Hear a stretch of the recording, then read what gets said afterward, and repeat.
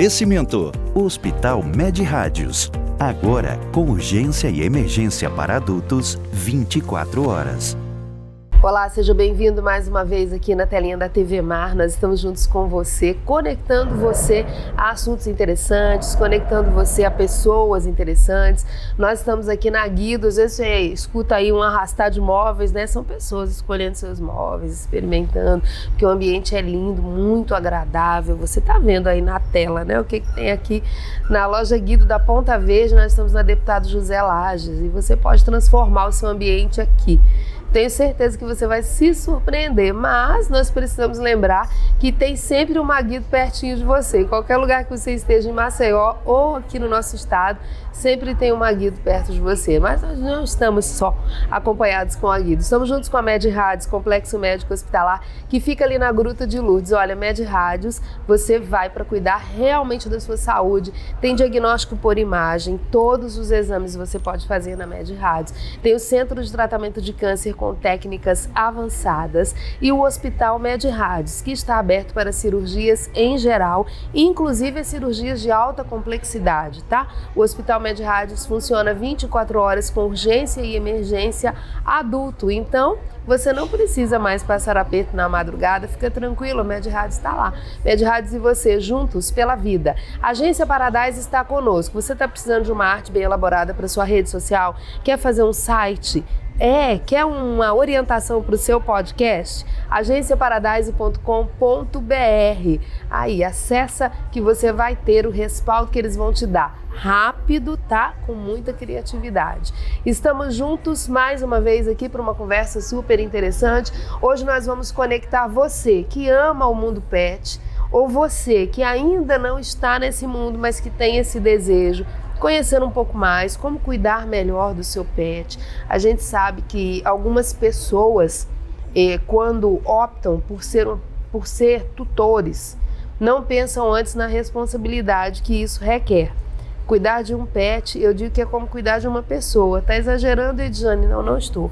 A gente precisa ter responsabilidade. Quando você pega aquele bebezinho, que geralmente parece uma pelúcia, você precisa lembrar que ele cresce e que ele precisa de muitos cuidados, tá? Eu estou mais uma vez aqui com a doutora Fabrícia Omena, estou dizendo mais uma vez porque em outras ocasiões da comunicação eu já estive com ela, mas ela está pela primeira vez aqui no Conectando e eu quero conectar a doutora Fabrícia com essa audiência aqui. Tudo bem, doutora? Tudo bem, tudo bem? Tudo jóia. Não é uma realidade, assim, antes da gente falar sobre a leishmaniose, que é o assunto aqui da nossa pauta de hoje, a responsabilidade, né? Porque cuidar...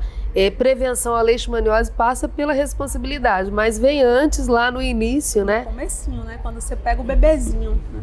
E eu sempre falo assim, algumas vezes vem um amigo, uma amiga me perguntar, eu queria adotar um pet. Aí eu digo, pode adotar, é um filho.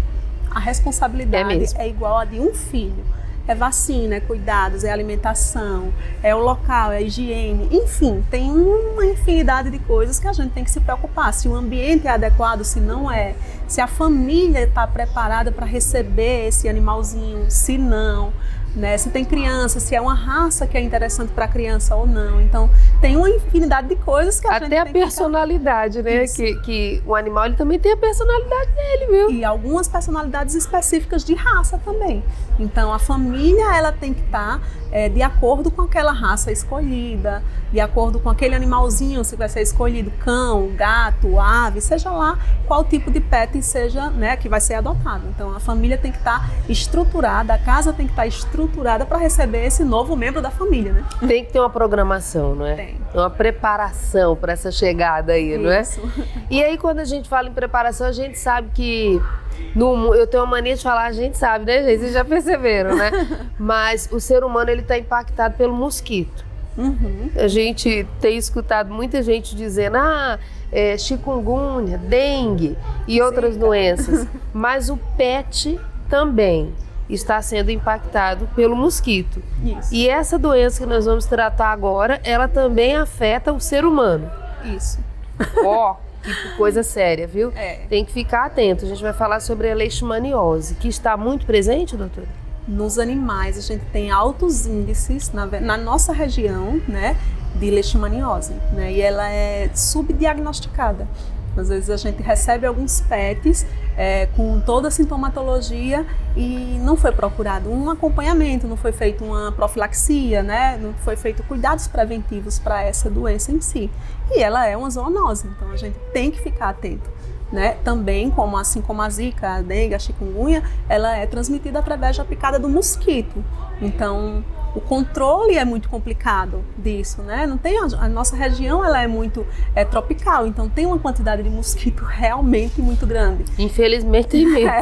Então, como controlar um mosquito? Não tem, a gente tem que fazer a prevenção nos animais, né? E não permitir que eles sejam o local onde vai estar tendo uma proliferação de doença, né? O mosquito ele pode picar o animal e transmitir para o humano essa doença, né? E qual é o dano maior que essa doença pode causar? Então é grave.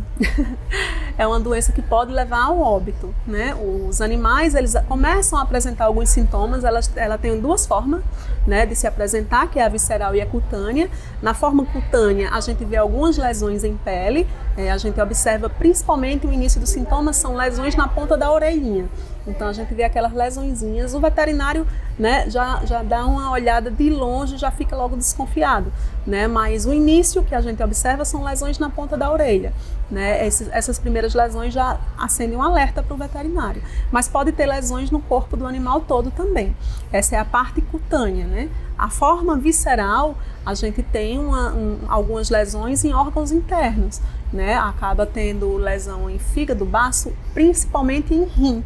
Então a gente tem um animal que ele pode desenvolver insuficiência renal grave e acaba vindo a óbito. Gente, então, coisa tão séria, né? Isso é muito sério. É, muito sério mesmo. Não imaginava que era tão sério assim, não é?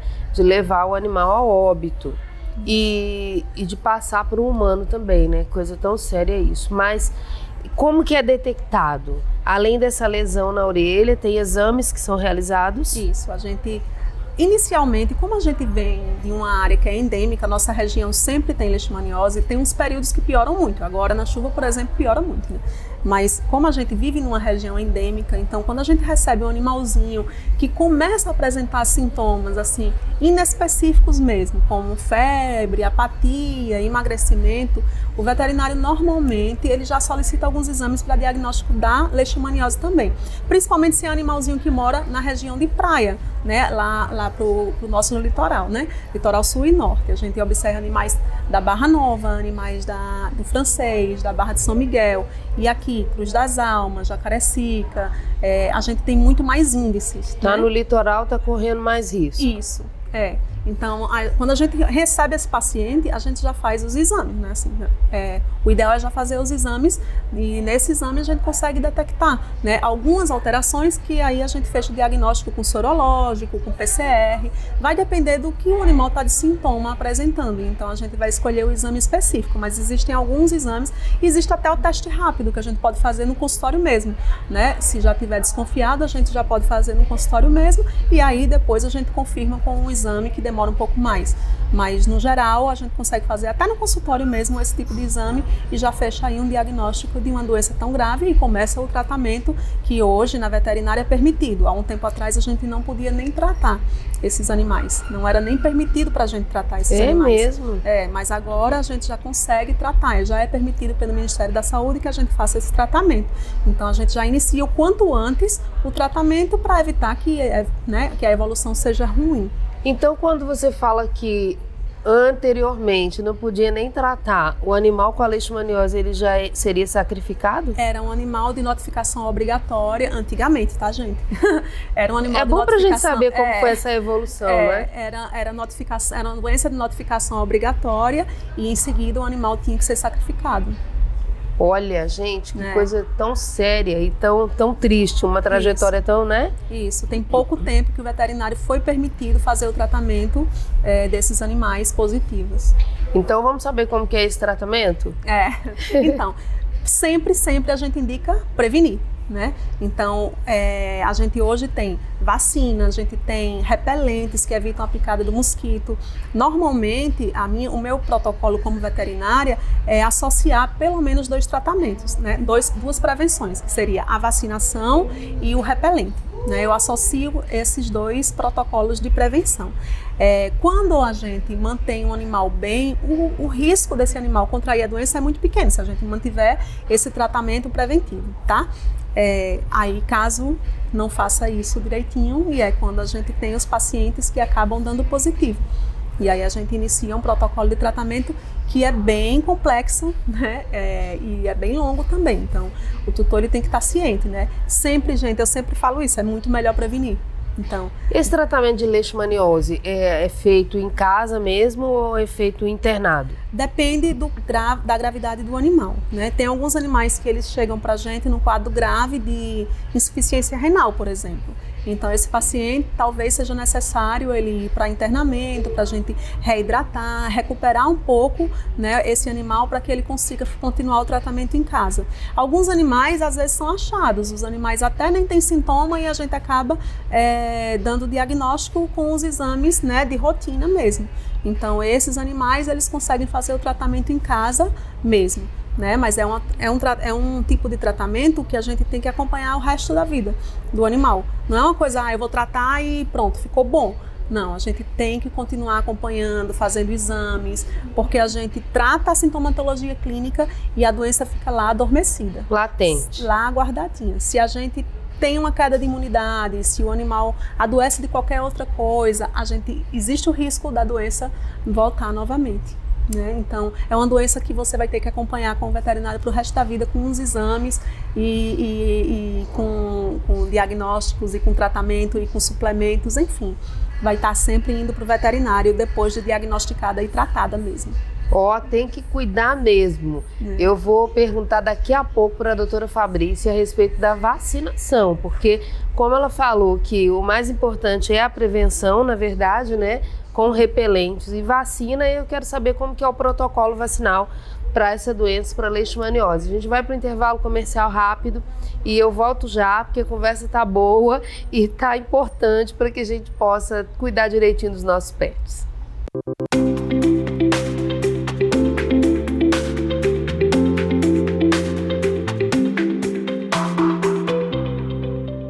Sou Mônica Farias, médica da UTI do Hospital Med-Rádios.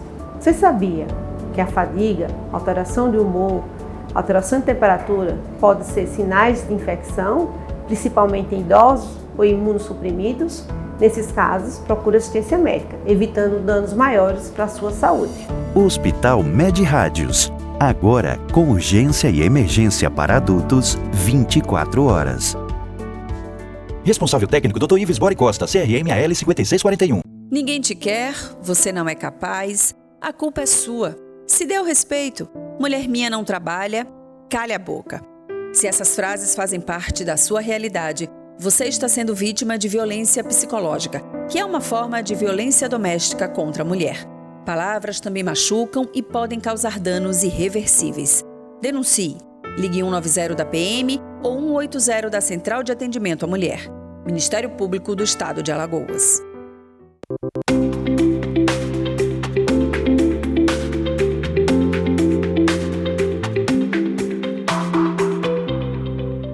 De volta aqui na telinha da TV Mar, nós estamos hoje conversando com a doutora Fabrícia Omena a respeito da leishmaniose. Eu confesso, doutora, que eu não imaginava que essa doença fosse tão séria, não é? Que pudesse levar ao óbito. A gente até imagina que qualquer doença pode desenvolver, né? Pode caminhar para isso. Mas não tão facilmente e não de uma forma tão grave, né? Ficamos sabendo no primeiro bloco, inclusive, que essa doença, que esse vírus, ele não sai do organismo do cão. No gato também? Já tem alguns trabalhos diagnosticando também leishmaniose em gato. Não é comum como nos cães, mas já tem alguns trabalhos também com diagnóstico em felinos. É bom ficar atento, então, né? Vamos falar a respeito do protocolo vacinal, como eu disse no finalzinho do bloco. Como que é feita essa vacina? É dose única? São várias doses? Qual é a época que ela precisa ser feita? Os animais, eles precisam ter a partir de 4 a 6 meses para iniciar o protocolo vacinal. Tá? Então, a gente primeiro faz o exame, né? Dando negativo é que a gente inicia o protocolo vacinal. E aí são 3 doses a cada 21 dias. Então, esse é um tipo de vacina que a gente não pode atrasar. Então, se a gente fizer todo o protocolo e tiver um atraso, a gente tem que reiniciar. Então, tem que ficar sempre atento à data da vacinação, que não pode atrasar de jeito nenhum. A gente sempre fala para os tutores isso. Então, são 3 doses a cada 21 dias. Depois disso, a gente faz o reforço anual, a partir da primeira dose. Então, é outra coisa interessante de falar, porque às vezes a gente confunde, né? Não é a partir da última dose esse reforço, é a partir da primeira dose. Então, reforço anual. Depois que manter isso, pronto, pode passar o resto da vida só dando uma dose anual. Ah, doutora, mas eu esqueci a data, perdi a data de vacinação, passou mais do que o dia certo de vacinar depois de 1 ano. Tem que iniciar novamente o protocolo vacinal do 0. Então, a gente sempre frisa com o tutor, né? Ela é uma vacina que ela dá um pouco mais de reação do que as vacinas normais de rotina dos pets. Ela dá um pouco mais de reação, o animal fica mais molinho, apático, febril, sente uma dor local um pouco maior, mas é dentro do esperado, né? O animal depois fica bem, passa aí uns 3, 4 dias molinho, mas depois ele fica bem. Então, isso é bom porque a gente recebe no celular o aviso que já está no dia da vacina. Tem que receber, né? E tem que ficar atento também, né? Porque se mudar o celular... porque isso é muito sério, gente. Olha só o que foi dito aqui, viu? Primeiro a gente falou que essa doença ela é uma doença grave que pode levar a óbito o seu animal. E aí que esse protocolo vacinal ele precisa ser com os dias respeitados, calendário muito bem respeitado, isso, né? Isso. No início e pro resto da vida, de ano em ano, sempre naquela época, né? Isso. Senão tem que começar tudo de novo, isso é seríssimo. Agora, como foi dito que a leishmaniose ela pode levar ao óbito do animal, eu quero saber o seguinte: essa doença ela pode levar o ser humano também a óbito? Existe sim, alguns pacientes humanos que acabam vindo a óbito, né? Às vezes a gente recebe, teve agora há pouco tempo, um paciente, se eu não me engano, foi em Arapiraca, que acabou vindo a óbito por leishmaniose. Então, a gente tem que ficar atento, realmente prevenir, né? E a doutora sabe me dizer, eu vou perguntar assim porque, né, é do mundo da veterinária, mas eu vou perguntar a respeito do humano. É pela picada do mosquito ou só se transmitida através do animal? Não, é sempre pela picada do mosquito que transmite a doença. Então ele vai ali... O mosquito pica o animal, dentro do organismo do mosquito, a forma de transmissão, ela se modifica para transmitir para o humano ou para outro animal. Então, mosquito não é de Deus, não. Mosquito exatamente. Pensa que o mosquito ainda é uma fábrica ali dentro. Ó, que... A gente precisa do vetor, na verdade a gente não precisa, né? Mas precisa-se desse vetor mosquito para que a doença ela se transforme na forma contaminante. Na forma contaminante. Ah, entendi. Entendeu? Entendi. Então ela precisa desse organismo do mosquito para se transformar na forma contaminante. Agora... Picar e transmitir para o humano. Eis a pergunta que pode trazer uma resposta ainda mais grave. Existem outras doenças que são transmitidas pelo mosquito? Existe sim. Deixa eu só frisar uma coisinha que ficou um pouco para não claro. passar. A leishmaniose ela é um parasita, tá? Ela é um parasita, ela não é vírus, bactéria, não. Ela é um parasitazinho. Então, ela é um parasita transmitida através da picada do mosquito, tá? Entendi. Entendido aí também? E aí vamos lá, esse mosquito que ele parece ser tão valente, ele também transmite outras doenças? Então, existem outras doenças que também, né, nos animais, que também são através da picada do mosquito. E também a nossa região é uma região endêmica, que também é um parasita. É a dirofilariose, que é conhecida por todo mundo como verme do coração e do pulmão. Então, é também uma doença que é transmitida na nossa região. A mesma região onde transmite a leishmaniose, é comum também na nossa região a transmissão da dirofilariose. Através da picada do mosquito, o mosquito vai e transmite para o animalzinho e aí leva esse verme para o coração e para o pulmão dos animais. E aí a gente tem aí pacientes em estado graves, né, que acabam desenvolvendo cardiopatia, trombos pulmonares, por conta também da picada do danado do mosquito. Nesse caso aí, pode ir para o humano ou não? Não. Não tem muitos estudos que mostrem isso. Então, na verdade, eu não tem uma informação concreta. Eu não consigo falar muito sobre a parte humana dessa doença. Tem alguns trabalhos, mas eu não consigo, nunca me aprofundei nessa parte humana. Entendo. Mas já sabe que é perigoso aí para o seu animal também, não é? Para os animais é bem perigoso. A gente tem pacientes cardiopatas que acabam fazendo cardiopatias graves e tem alguns... eu tenho até lá na clínica um coraçãozinho que eu mostro até para o tutor, né? Cheio de vermezinhos, assim, ele fica saindo, ele toma todo o espaço do coração, o espaço que eram os vasos e artérias ficam tomados de verme. Na mesma forma, no pulmão, acaba fazendo trombos nessa região. E tem protocolo vacinal? Tem protocolo profilático, não é vacina, né? Para essa prevenção é uma profilaxia. Existem os profiláticos mensais, né, que a gente vai dar o remedinho para todo mês para o animal, e existe o protocolo profilático anual, que é com um tratamento que é injetável, a gente aplica a medicação e ela tem a durabilidade aí de 1 ano. Mas também, da mesma forma que a leishmaniose, a gente tem que fazer o exame antes para ver se o animal está apto a fazer o protocolo preventivo também. Compreendi. Então, na verdade, só vai fazer o protocolo a partir do animal que não esteja com a doença instalada. Se tiver a doença instalada, isso é outro protocolo, que é o protocolo de tratamento, né? Nesse caso, como que é feito esse tratamento? Porque me pareceu uma coisa tão grave também, quando você fala que o coração fica ali cheio e o pulmão também, então me parece algo muito grave. A gente tem pacientes que têm quadros graves de parada cardiorrespiratória mesmo, por trombo e pelo verme. A quantidade de verme é tão grande que o coração não consegue bombear o sangue, né? O protocolo de tratamento preventivo, o mensal a gente pode fazer desde o animal já pequenininho, né? Já pode iniciar esse protocolo aí. O anual, o animal ele tem que ter a idade certa para poder tomar essa medicação, que é em torno de 9 meses. Né? A gente só inicia esse protocolo anual a partir de mais ou menos de 9 meses, que é quando o animal já tem a idade adulta, né? Já está chegando na idade adulta, o peso dele já atingiu ao nível de peso ideal e aí a gente consegue fazer esse tratamento, esse protocolo profilático. Né? Faz o exame, dando negativo a gente inicia. O protocolo de tratamento aí é um pouco mais complexo. Tem cura? Tem. A minha pergunta ela já é rica de tem cura. Não, esse é um pouco mais complicado. No consultório também sou assim com o meu pet, tem cura?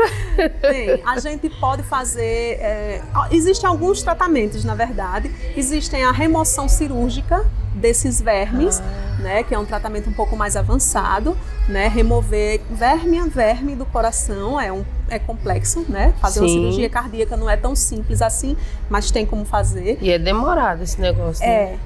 E tem que o animal estar bem para ele conseguir passar por uma anestesia, por um procedimento cirúrgico desse. Existe um tratamento que a gente consegue matar o verme adulto, né, que também é mais complicado, a gente tem que ter todo um preparo, é uma medicação importada, então tem que ter todo cuidado, né, também, porque existe a possibilidade de dar trombos, enfim. Né, esse tratamento também, e existe a possibilidade da gente ir matando os vermes, as microfilárias, que são os vermes ainda pequenininhos. Então, esse é um pouco mais demorado, a gente demora mais de 1 ano em tratamento para a gente conseguir ir eliminando aos poucos esses vermes. Então, sempre é melhor prevenir, né? E como, sem dúvida, e como que fica a situação mesmo do animal quando ele está nesse tratamento mais longo? Por que eu estou perguntando tratamento mais longo? Porque os outros têm uma série de detalhes para que eles possam acontecer, não é? Me pareceu que o mais comum é esse que vai fazer com um tempo mais demorado. Mais demorado, A gente faz dos 3, na verdade, né? A gente faz dos 3. A escolha vai ser principalmente pelo estado geral do animal, né? Se ele está apto a receber qualquer um dos 3 tratamentos, né? O mais simples, né? Que é um pouco mais demorado, a gente vai matando esses vermes ainda em larvas, eles pequenininhos, os vermes ainda microscópicos. Então, mas os adultos estão lá se Isso que eu reproduzindo. ia perguntar. E esses adultos que estão aí ao longo desse tempo? Eles estão lá se reproduzindo. Então, por isso que é um tratamento tão complexo. Por isso que eu falei, é um tratamento complexo, né? E como então, que fica depende. o estado físico desse paciente? Tem animais que nem têm sintomas. Tem animais que são achados no exame de sangue, a gente consegue ver as larvas, né? No exame de sangue mesmo, lendo uma lâmina, a gente consegue ver as larvas, né? E tem animais que apresentam sintomas cardíacos, por exemplo, tosse, cansaço, dificuldade respiratória, como se fosse um paciente cardiopata normal. Já está mais evoluído, Já está mais evoluído da doença. Então vai depender realmente do quadro individual de cada paciente. Gente, imagina o que é você tratar esse animal. E tem que ficar atento também, porque às vezes o animal ele já apresenta algum sintoma e a gente acha que não é assim mesmo. Exato. Não é? Às vezes o animal chega lá, o tutor observa que tem alguma tosse esporádica e aí nos exames a gente começa a ver que tem alguma coisa errada e acaba dando o diagnóstico de virofilariose. Veja, até por essa conversa aqui, a gente falando de algumas patologias que podem afetar os pets, a gente já fica entendido de quão precisa ser responsável essa aquisição desse pet, desse animal, não é? Eu acho importante falar isso, gente, porque a gente vê tanta gente se desfazendo dos animais, abandonando. Lembrar que o abandono do animal, ele é um crime hoje em dia, e é muito bom, a gente evoluiu para isso, né, que é um crime. Mas que eu vou lembrar que você entregar o seu animal para doação não é crime. E a gente precisa dizer isso porque a gente evita um maltrato, né? Quando a gente traz esse esclarecimento, tá? A gente sabe que é assunto aí para uma outra entrevista longa com outras pessoas, inclusive, né, dos órgãos que realmente cuidam disso. Mas é importante a gente dizer isso porque a gente vê tanta gente maltratando os animais hoje em dia, não é? Maltratando, abandonando, descuidando, porque você não cuidar do animalzinho que você adotou é uma forma de maltrato, né? Você não ter o cuidado, não levar ele no veterinário quando ele precisa, não dar a assistência que esse animal precisa, é uma forma de maltratar esse animal. Sem dúvida nenhuma. E outra coisa, tem gente que presenteia com animal. Não tem? Ó, pet não deve ser presente não, porque só se for muito combinado, viu? Como é que você vai dar um presente sem você saber que se a pessoa está preparada para receber esse pet? É a mesma coisa de você pegar um bebê e dizer assim, eu vou pegar um bebê e vou levar ali para dar de presente para fulano. Não pode ser assim, tem que ter responsabilidade. O animal ele passa a ser parte da família realmente, como a doutora falou no primeiro bloco, com importância, com gasto ou investimento, porque eles trazem tanta felicidade pra gente que eu digo que é investimento, né? Traz muita felicidade. O animal, inclusive, ele serve para ajudar em tratamentos, né? Crianças, adultos mesmo. Crianças especiais, adultos, pessoas com depressão, uma infinidade de apoio, né? Que a gente consegue com os animaizinhos. É vida, né? E amor. E amor. Isso mesmo. Doutora, quem quer saber mais a respeito de alguns assuntos do mundo pet, como é que faz para encontrar a doutora Fabrícia Omena? Segue lá no nosso Instagram, @elbicholagoas, sempre tem aí dicas importantes, então qualquer dúvida fala com a gente que a gente tá lá. Joia, muito obrigada por essa vez. Muito obrigada também pelo convite, até mais. Obrigada a você pela audiência, olha, amanhã às 22 horas estaremos juntos mais uma vez aqui na telinha da TV Mar. Se você perder o programa na hora que ele vai ao ar inédito, não tem problema, você pode visualizar às 8 da manhã ou 1h30 da tarde e também no nosso canal do YouTube. Beijo grande, até amanhã.